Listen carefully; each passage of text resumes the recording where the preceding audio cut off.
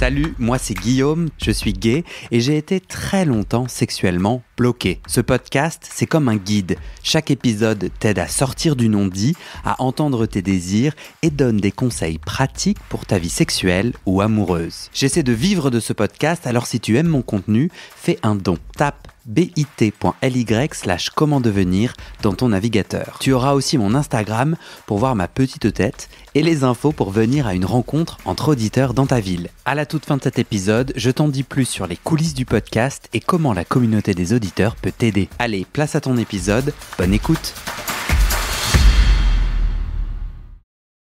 Troisième partie de notre cercle de parole, enregistrement en live, tandis que quelqu'un va faire pipi tout discrètement. Il n'y a pas de problème. Nous parlons de couple ouvert, exclusif, l'amour, le sexe, tout ça. Et Julien, tu allais prendre la parole. Alors, c'est plus une question à tout le monde. Ah. En fait. La notion de plaisir. Parce qu'on a beaucoup intellectualisé là, et c'était passionnant. Mais j'ai juste une question à tous, le plaisir. Ouais. À quel moment, enfin, même quand vous le racontez, faites-nous rêver.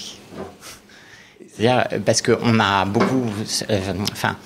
je sens plus les mots que le toucher, les réactions, que ce soit ouvert ou fermé, en fait, dans le plaisir.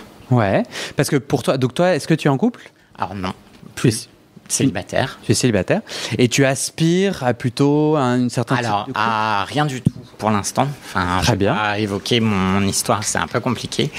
Je me pose pas ces questions-là tout de suite, mais je suis plus dans le côté, après 20 ans de couple, d'être dans la notion de plaisir. Ouais.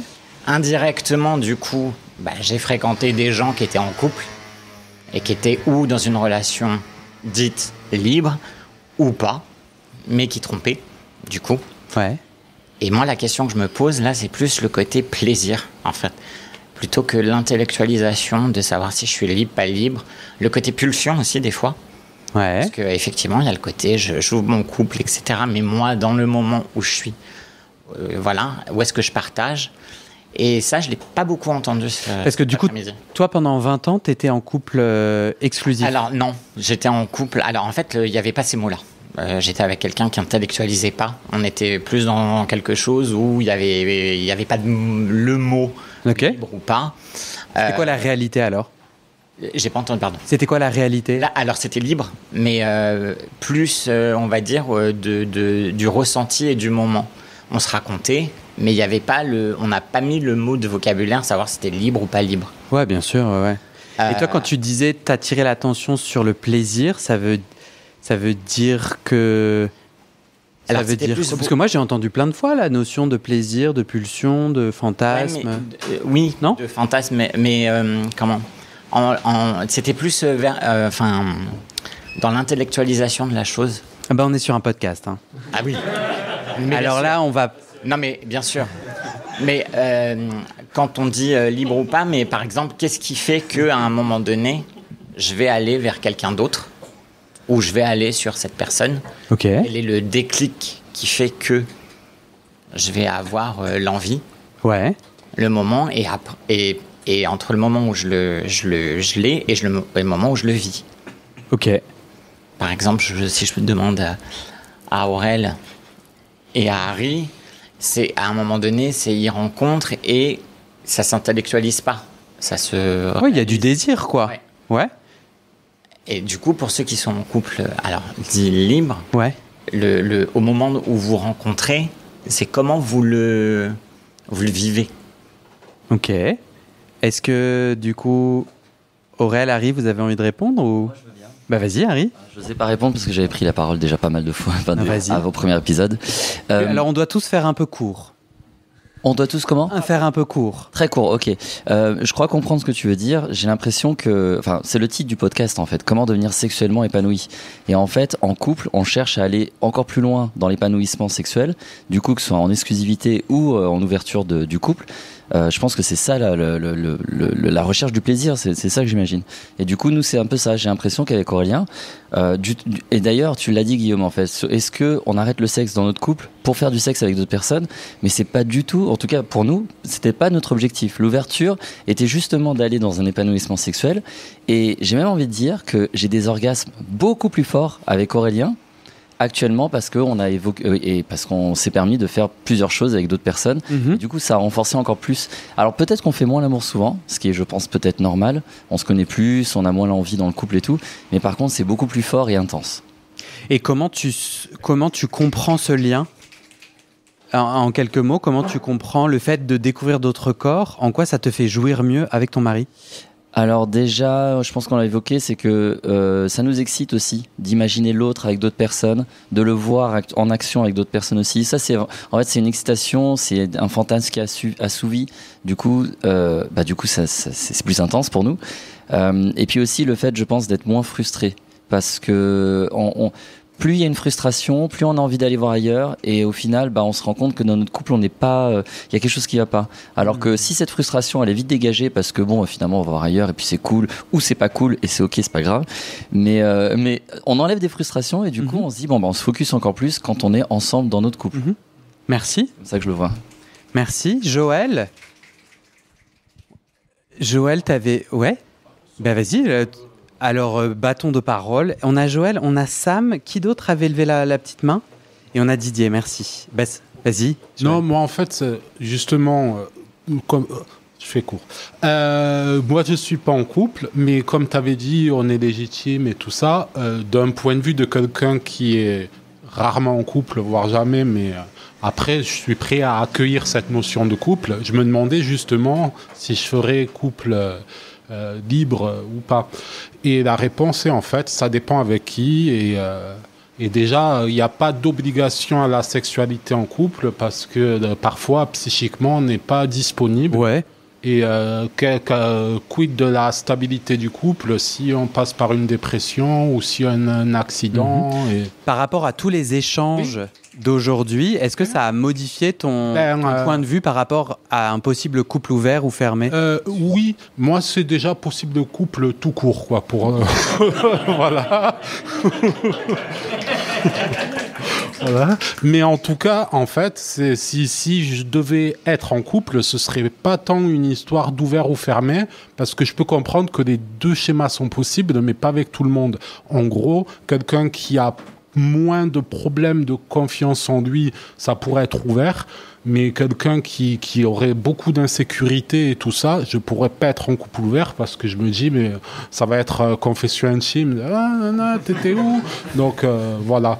Et je pense qu'il n'y a pas de modèle préétabli unique exactement. Quoi. Donc, et que d'ailleurs, pour se calmer, on peut aussi se masturber et qu'il y a aussi des gens qui vont voir ailleurs et qui se disent pas couple libre. Quoi. Donc c'est pas être couple libre, c'est pas nécessairement une incitation à aller consommer, mais plus la fin d'une hypocrisie.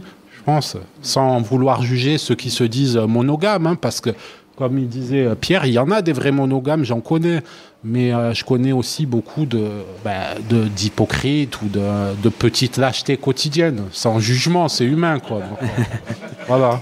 Ça marche. Didier, tu passes le micro à Didier, juste derrière toi.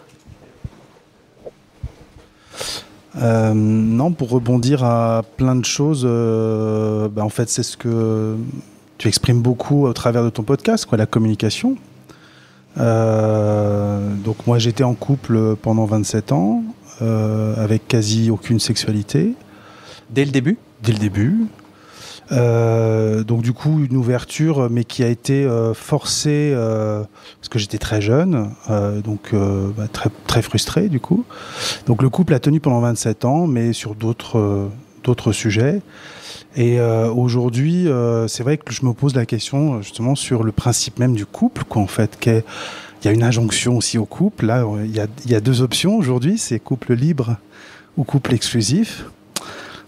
Comme disait Louis dans le premier épisode, il y a aussi d'autres ouvertures. Et il y a aussi Même si on peut pas être en couple avec tout le monde, on n'est pas tout le monde fait pour être en couple aussi. On a des fois des blessures plus ou moins longues à réparer. Et voilà, donc toi, aujourd'hui, quand tu te projettes, tu dis, moi, j'ai ni couple ouvert, ni couple exclusif. Ouais. J'ai envie d'explorer le polyamour, c'est ça dont on parle ? Ouais, alors comme on disait, moi, j'étais pas trop à l'aise sur le terme, parce que c'est un terme parapluie où il y a beaucoup de choses, mais sur le thème relation, en tout cas des relations dans lesquelles il y a du sexe et dans lesquelles il y a des attentions, du sentiment, de l'émotion, ça oui, effectivement, des choses qui peuvent être construites, mais sans spécialement la villa, le chien et les vacances au bord de mer. Ça je l'ai eu, c'est bon, ok.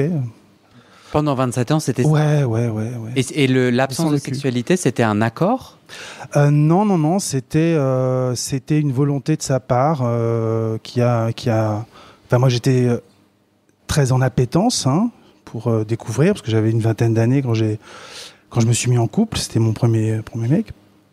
Et très rapidement, il a balayé en disant... Non, mais on va peut-être pas baiser tout le temps. Enfin, pourquoi baiser une fois par semaine ? C'est beaucoup trop déjà. Donc non, en fait, c'était pas possible. Donc on a ouvert le couple à ce moment-là. Et puis voilà, il a été asexué pendant très très longtemps. Il mettait beaucoup d'énergie dans son travail, sûrement ou ailleurs. Mais bon, voilà, il y avait très peu de communication. Donc c'est vrai que voilà, quand j'entends autour de moi parler de communication, moi ça a toujours été un rêve. Et moi j'ai eu un couple où il y avait très peu de communication sur l'intime. Donc c'était ouvert, c'était une règle. C'était une règle, tout à fait. Oui, il y avait. Vous n'en parliez pas plus. Mais on n'en parlait pas. Et puis moi, je clivais complètement, aucune émotion dans l'extérieur. C'était vraiment uniquement du sexe, uniquement du corporel. Donc l'ouverture sur toute la fétichisation possible et imaginable pour justement ne pas avoir d'émotion. Ne pas perturber le couple et l'entité comme je la concevais comme étant une sphère fermée à l'émotion. Donc voilà. Donc là, depuis, une ouverture un peu plus sur l'association sexe et émotion qui est très nouvelle pour moi. Le déclic pour arrêter cette relation de 20 ans, c'était quoi ? En fait, on s'est mariés très tard. Et en fait, 6 mois après notre mariage, il a rencontré quelqu'un dont il est tombé amoureux. Et alors que pour lui c'était inconcevable, et il a partagé ça avec moi, et assez rapidement je me suis dit mais en fait ça va pas fonctionner. Moi j'ai toujours refusé de mettre de l'affection extérieure dans notre couple, et donc je me dis mais en fait ça va pas le faire. L'équilibre était complètement perturbé. Alors que lui était tout à fait en fait pour continuer notre couple, pour un tas de raisons. Et donc en fait non, au début ça a été une séparation, puis après un divorce, et puis aujourd'hui les ententes sont très bonnes, mais voilà quoi, il y a plus de retour en arrière possible. Donc tu regardes ce monde de possibles, mais comme un adolescent. Ouais. En sortant des normes couples ou pas, ouais, super. Mais tellement. Tu as quel âge ? J'ai 51 ans. Génial. C'est génial. Bah ouais. Merci Didier. Plaisir. On a Sam. Est-ce qu'on avait quelqu'un d'autre ?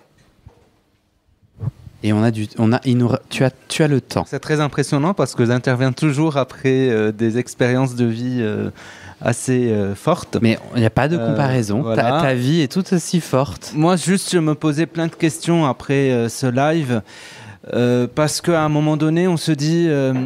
j'ai pas envie de dire ce que je vais dire, mais quand même, on se prend l'éloge un peu de la relation ouverte après toutes ces expériences. Et est-ce que en fait c'est ça vraiment le couple qui... Est-ce que la relation ouverte finalement et le couple libre, c'est en fait le couple qui a une certaine maturité, qui communique bien et est-ce que aussi c'est la finalité de tout couple ? Parce que moi aussi, je vois beaucoup de couples, on a parlé de l'absence de sexualité dans un couple, je connais beaucoup de gens qui restent dans un couple pour d'autres choses que le sexe et qui sont en couple ouvert. Alors, est-ce que c'est ça la finalité de tout couple ? Je me pose la question. C'est une excellente question, auquel Denis va répondre par un oui ou non. Je suis clivant aujourd'hui. Non, ce qui est hyper intéressant dans ce que tu dis, c'est le principe d'injonction. Ouais. Est-ce que pour être heureux, je dois être dans un couple ouvert ou pas ? Là, je pense que la vraie question qui est de se poser, c'est de savoir pourquoi mon couple est comme ça. Pourquoi est-ce que je veux un couple fermé ?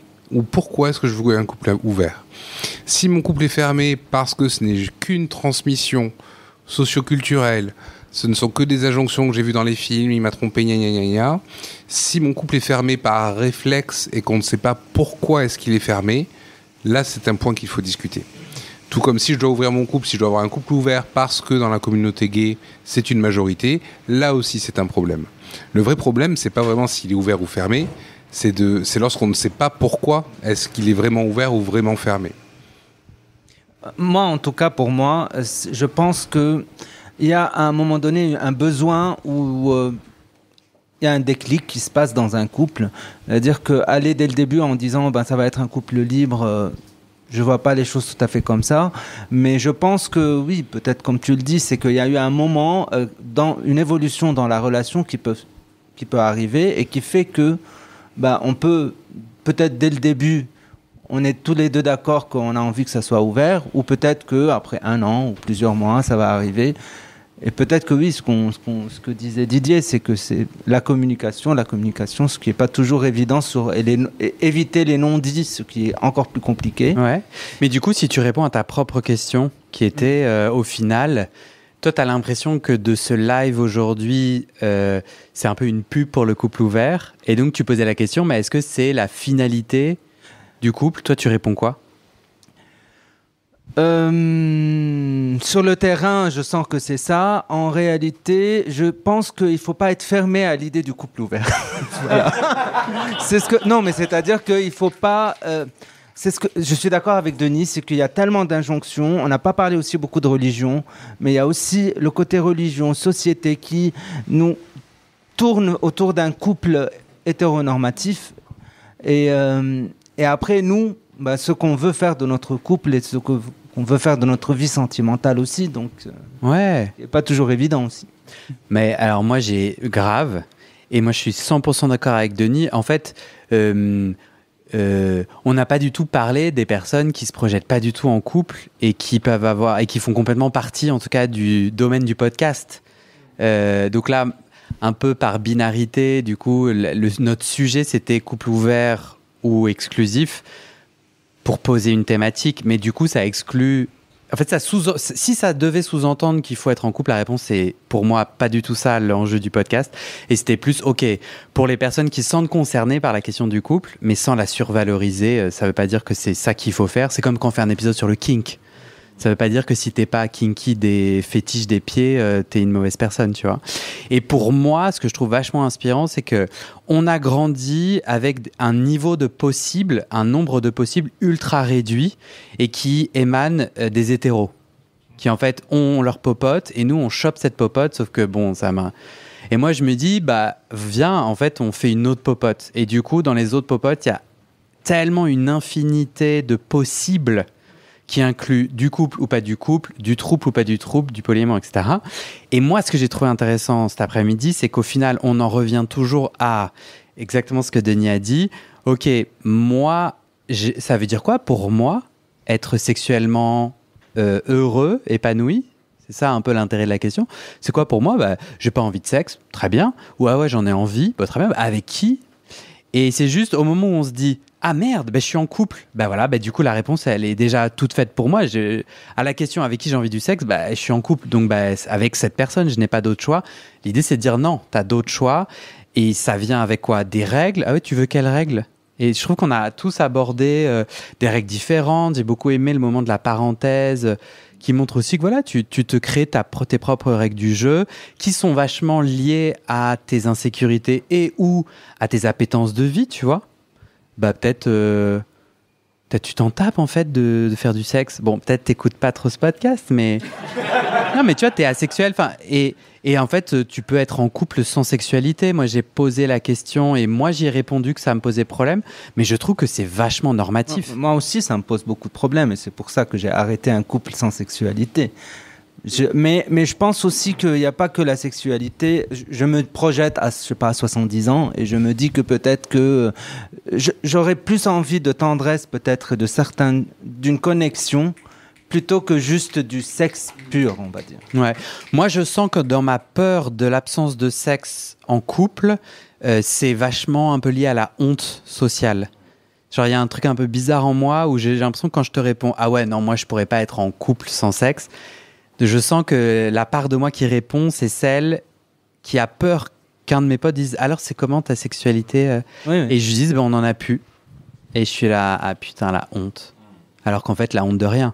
Mais on est dans les normes.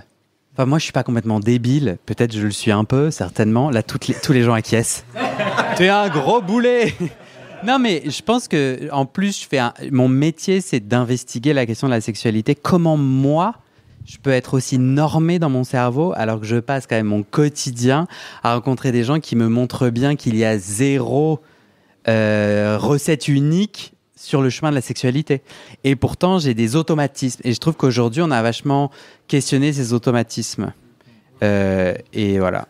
En tout cas, moi, puisque c'est un peu moi le chef de ce podcast, il y a zéro injonction et je n'ai absolument aucune recette parfaite en disant le couple ouvert, c'est forcément une évidence. En revanche, peut-être le conseil que j'oserais partager, c'est se poser la question.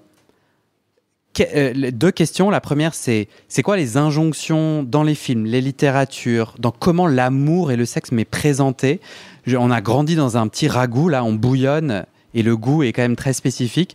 Et donc, comment ça m'influence dans mes choix intimes ? Est-ce que ça m'influence ? Et est-ce que j'ai envie d'être influencé ? Est-ce que j'ai envie de me poser d'autres questions ? Et voilà, se poser des questions, quoi. C'est ma petite conclusion. On s'arrête là ou est-ce qu'il y a quelqu'un qui bouille de dire un dernier truc, un mot de la fin ? Denis, c'est ta dernière occasion. Si tu avais envie de dire un... Tu as fait une conclusion parfaite. C'était exactement ce que je pensais. Ce qui est important, c'est de savoir pourquoi on fait les choses et de ne pas les faire sans savoir. Donc, Tu l'as dit. Merci à Louis qui a co-organisé ce live avec moi, sans qui je ne suis rien. Si vous avez envie de rejoindre la petite équipe qui organise soit des rencontres, soit des lives et qui aide, n'hésitez pas. Vous venez me voir à la fin. On remercie tous les pâtissiers. On va devoir se partager ces innombrables délicieux cookies. Un petit doggy bag, doggy style. Vous l'avez ou pas ? Ok.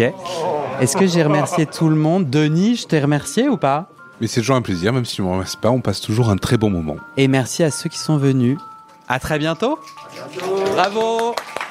Merci.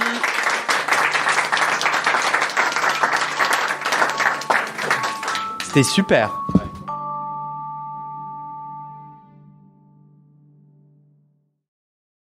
Et c'est la fin de cet épisode. Et maintenant, je te donne les dernières infos sur les coulisses du podcast et comment la communauté des auditeurs peut t'aider. Sur le site du podcast, tu trouveras notre annuaire collaboratif des soignants-soignantes gays ou queer-friendly. On se partage entre nous nos contacts des soignants avec lesquels on se sent safe, médecins généralistes, proctologues, psy, sexothérapeutes, etc., francophones et partout dans le monde. Mais d'abord, on doit parler sous. Ce podcast, c'est mon boulot à temps plus que plein et j'ai pris 2 décisions.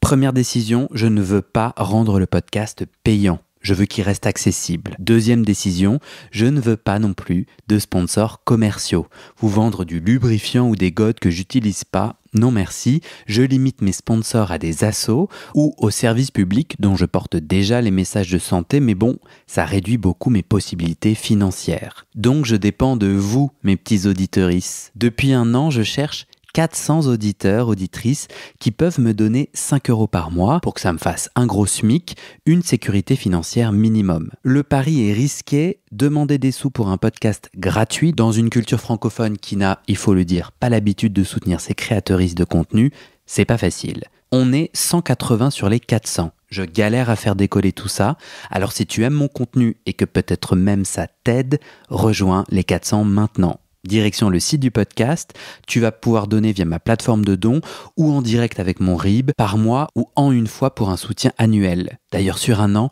ça fait 60 €, en gros le prix d'une séance de psy d'1 heure. Tu n'as pas de sous, t'inquiète, je comprends, alors clique tout de suite sur s'abonner dans ta plateforme d'écoute, active les notifications pour recevoir le titre de l'épisode dès sa publication et mets 5 étoiles et un commentaire sur la page du podcast sur Spotify et Apple Podcast.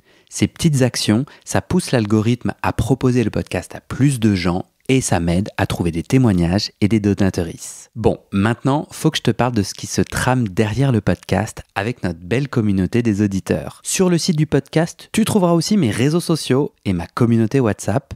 Je te montre ma petite tête, je te raconte les coulisses du podcast, souvent je pose des questions pour des futurs épisodes, je demande de l'aide ou toi, tu peux aussi m'envoyer des messages, par exemple des messages d'amour pour me motiver, ça me fait très plaisir. Tu trouveras aussi sur ce site la communauté Discord du podcast. C'est là où les auditeurs peuvent parler entre eux, peuvent parler des épisodes, de culture et aussi de sexe et de leurs sujets intimes. Sur le site, c'est aussi là que tu trouveras les infos pour organiser ou rejoindre une rencontre entre auditeurs ou un enregistrement live du podcast. Dans la communauté WhatsApp, il y a un groupe par ville. Des auditeurs y proposent des rencontres ou si je passe dans cette ville, moi je te mets un petit message, un petit coucou et on se voit. Et enfin, sur le site du podcast, tu trouveras le petit formulaire pour proposer ton témoignage. Comme je veux faire entendre la diversité de nos voix queer, en ce moment, je cherche particulièrement des jeunes qui ont entre 18 et 25 ans, ou au contraire, des hommes queer plus âgés, au-dessus de 60 ans. Je cherche aussi des hommes trans et queer, des hommes queer asexuels ou aromantiques, des hommes queer kinky, par exemple Puppy Handler, ou le kink des odeurs, et plus généralement, des hommes queer qui se sentent aujourd'hui très épanouis sexuellement et qui peuvent nous raconter ça. Mais bon, si tu ne corresponds à aucune de ces catégories, viens quand même proposer ton témoignage et sache que 90% des personnes que tu entends sur ce podcast m'ont dit avant ça « Oh, tu sais, je sais pas bien parler » ou « Moi, je pense que j'ai pas grand-chose à dire ». Donc, si tu sens l'envie de témoigner mais que tu doutes, c'est normal, viens, on s'en parle. Alors, va sur le site du podcast, tu tapes dans ton navigateur bit, c'est bit sans e.ly/comment devenir. Merci à toi et à très bientôt dans tes oreilles.